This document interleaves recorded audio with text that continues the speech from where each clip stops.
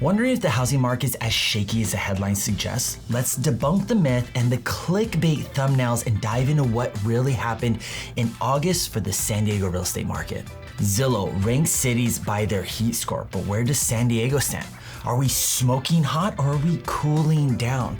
Stick around as we decode what this means for our local market here in San Diego. And lastly, ever wonder why new homes in San Diego are so large and pricey? I'm here to unravel the economic puzzle behind why builders aren't constructing those more affordable, smaller homes that everyone is asking for. All this covered here in this week's San Diego Market Matters, and I'm Karl Kyler, your San Diego Realtor. It's kind of weird for me asking you to like and subscribe early on in the video, but it's what YouTube says I should do. But how are you supposed to know if you like and want to subscribe if you haven't watched anything yet? So I'll put it this way. If you've watched the videos I've posted in the past and have found value in them, it would be great to get a like and a subscription. If you're brand new to my videos and don't know if you like them yet, then stick around, and at the end, I'll remind you to like and subscribe the video if I've won you over. And real quick, if you're thinking of selling or buying here in San Diego, there's a link in the description below. You can click on to schedule a time for us to connect so we can talk about your goals. Or you're absolutely welcome to call me directly, and that's how most people do it. Now, on to the good stuff. August is officially behind us, but not the heat or the humidity. But you're not here for a weather report though, so let's jump into the numbers for the month of August. We had a total of 4,691 homes on market for sale in August. 2,846 of those being detached homes and 1,845 being attached homes, i.e. condos or townhomes. Earlier this year, we were struggling to get above 4,000 homes in inventory. Well, we broke that barrier back in May, and now we're quickly approaching the 5,000 mark. But I'm not sure that'll happen this year. I'll touch more on this in a minute. As of right now, year to date, our inventory has grown over 50%. Now, some people may be led to think that this kind of growth in inventory would lead to shifting in pricing, but it hasn't yet. San Diego's median sales price in August for detached homes came in at $1,055,000, almost up $100,000 year to date. This is probably the toughest conversation I have to have with buyers who want to buy a detached home, especially if they are first-time buyers. Unless you're buying in East County, San Diego, along the 5 freeway, south of downtown, or way up in North County, you're likely going to pay $1 million to get into the detached home market. On the attached home side, the median price came in at $675,000, up about $25,000 year to date. Median prices are a reasonable source of data, but not 100% accurate because the range of homes in each category is vast with regards to square footage. Nevertheless, with consistent tracking, we can find trends that give us insight as to how the market is doing. I really don't like using this as a metric. Though it can bring some slight insight to the market, it is absolutely inaccurate of a source to determine a true state of the market. When I hear other agents suggest that the market is coming down because the median home price is down, it leads me to believe that they may not understand the term median very well. In our case here in San Diego, if the median home price comes down, it could mean that the number of homes at lower prices has gone up versus the number of homes at higher prices. This is important to understand. If a consumer is misled by what median price means, they may go out, make a bunch of lowball offers thinking that the market is coming down when in fact it hasn't. Here in San Diego, we're doing okay. Prices are holding despite inventory having increased 50% over the last 4 to 5 months. Our average market time is on a slight rise over the last 3 months, but it's still pretty reasonable. This drives us back to a notion I've expressed here multiple times in San Diego Market Matters videos, and that is a buyer-friendly market, meaning that prices aren't coming down, but they aren't completely out of control with sellers having all the negotiating power. With inventory up, buyers are having more options to look at and some negotiating power returning to their side of the table. The fact of the matter is that great properties are still getting multiple offers and are going well over the initial asking price. This home is a perfect example.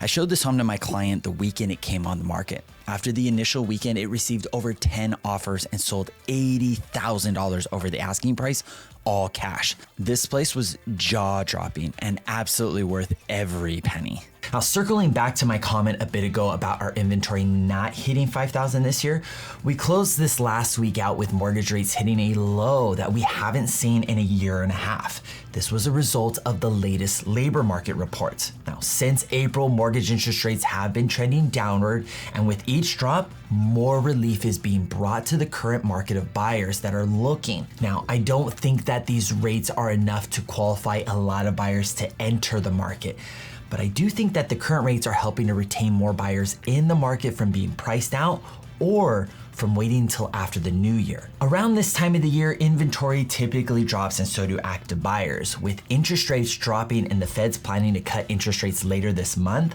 I think more buyers will be sticking around and will absorb some of that standing inventory. It's more likely that San Diego will break the 5,000 mark of inventory next April or May when more sellers come back to the market.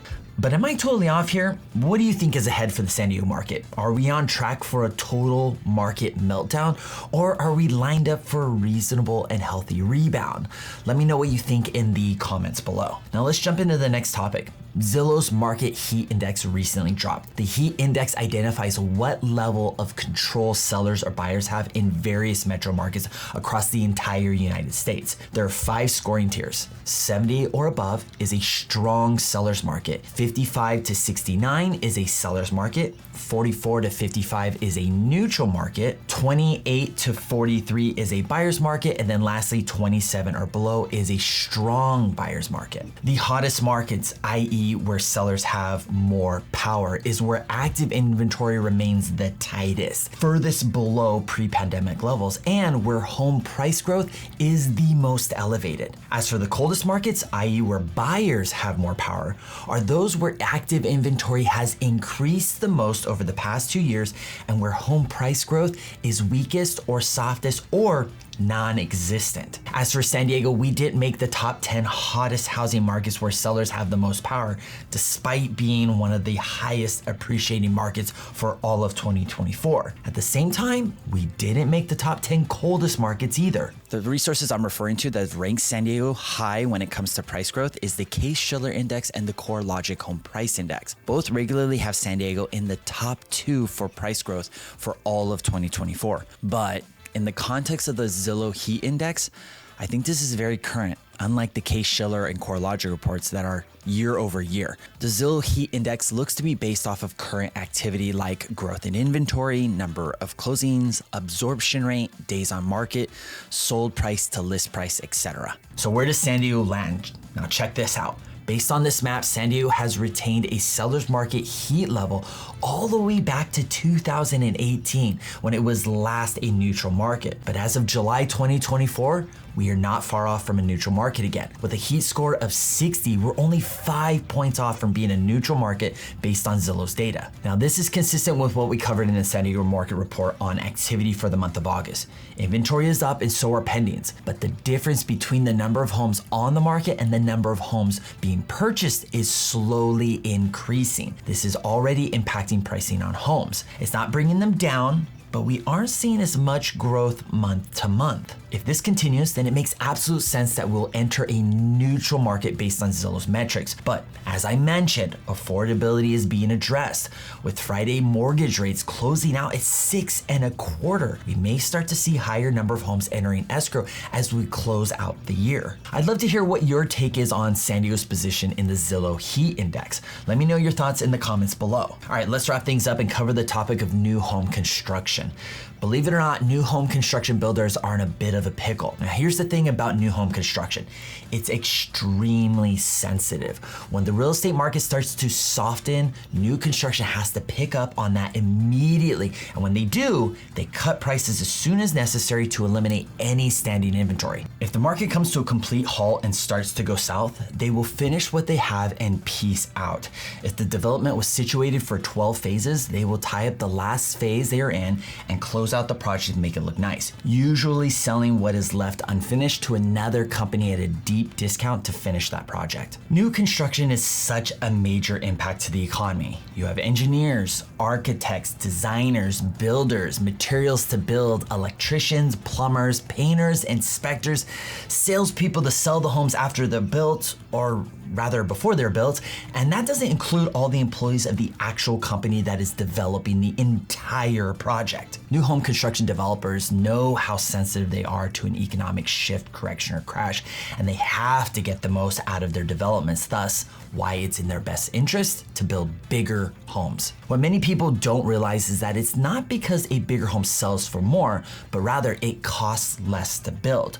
20 to 30% less, believe it or not. The NAHB, the National Association of Home Builders, had an analysis of 2 recent data sources that broke this down and reported on it. This article cites a term in microeconomics known as economies of scale. Essentially what this means is that the more a company produces, the cheaper it gets to produce.